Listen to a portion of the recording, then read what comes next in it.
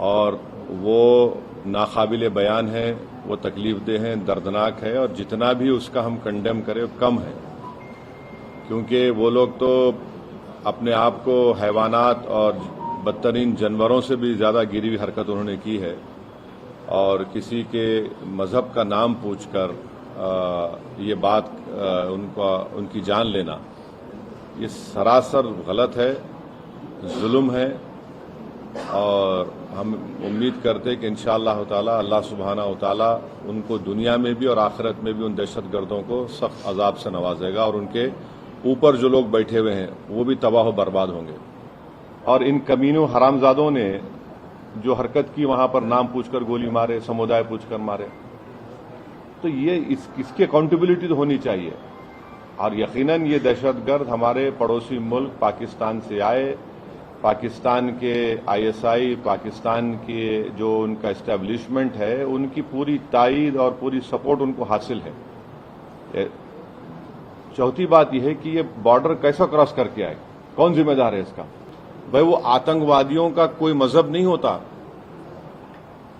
वो दहशतगर्द हैं, वो तो आईएसआई की आईसिस की आइडियोलॉजी पे चलने वाले कुत्ते हैं ये लोग।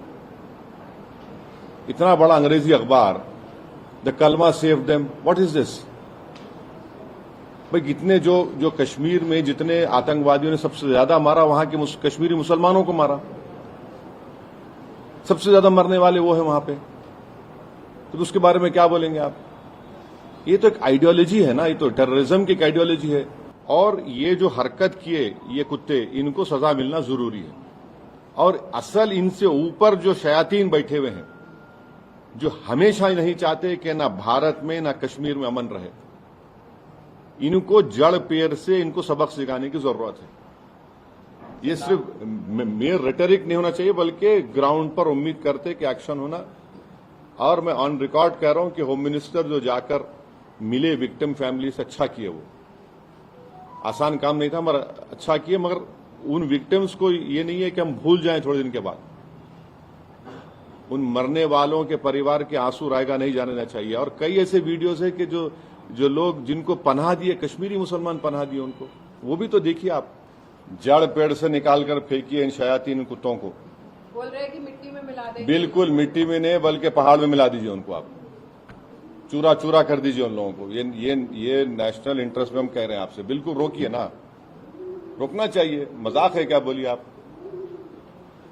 कैसा अरे आप वो खाली पढ़ेंगे, देखेंगे वो दर्दनाक नजारों को तो आप बेचैन हो जाते हैं। क्या गुजर रही होगी उस बच्ची पर जो अपने पति की लाश के बाजू खड़ी भी है। आज और हम तो बड़ा सब जने बातें करते हैं, मगर जिंदगी गुजार रहे हैं, कौन पूछता क्या है उनको? एक्सग्रेशिया मिलेगा, उसके बाद क्या होगा? उनका तो बहुत बड़ा नुकसान हो गया ना। विवाह हो गए, लोग हनीमून मनाने गए। आप बताइए, कोई शादी करके जा रहा है कि ये तो ये क्या है? ये तो डेफिनेटली जो सख्त से सख्त एक्शन ले सकते प्राइम मिनिस्टर, उनको लेना चाहिए और जड़ पेड़ से खत्म होना। और इसमें कश्मीरियों का फायदा है। आप बताइए, पूरा टूरिज्म इंडस्ट्री बर्बाद। मैं गया था 3 दिन पहले, हमारे एमएलए इम्तियाज जलील के बेटे का निकाह था।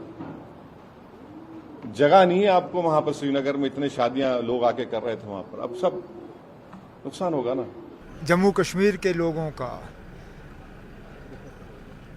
बहुत ही ज़्यादा शुक्रगुजार हूँ कि उन्होंने किस तरह इस हमले के बाद बाहर आके इस हमले की मजम्मत की। कठुआ से लेके कुपवारा तक, पूरा चिनाब से लेके पीर पंचाल तक, शायद ही कोई ऐसा इलाका है जहां लोग अपनी मर्जी से बाहर नहीं आए और जहां लोगों ने बाहर आके इस हमले के खिलाफ एक ही आवाज़ में बात की और कहा कि ये हमारे लिए नहीं था, हम इसमें शामिल नहीं हैं। अब यहाँ पे मेरी सिर्फ एक मोतबाना गुजारिश मुल्क के बाकी लोगों के साथ, मेहरबानी करके कश्मीरियों को दुश्मन मत समझिए। हम कसूरवार नहीं हैं।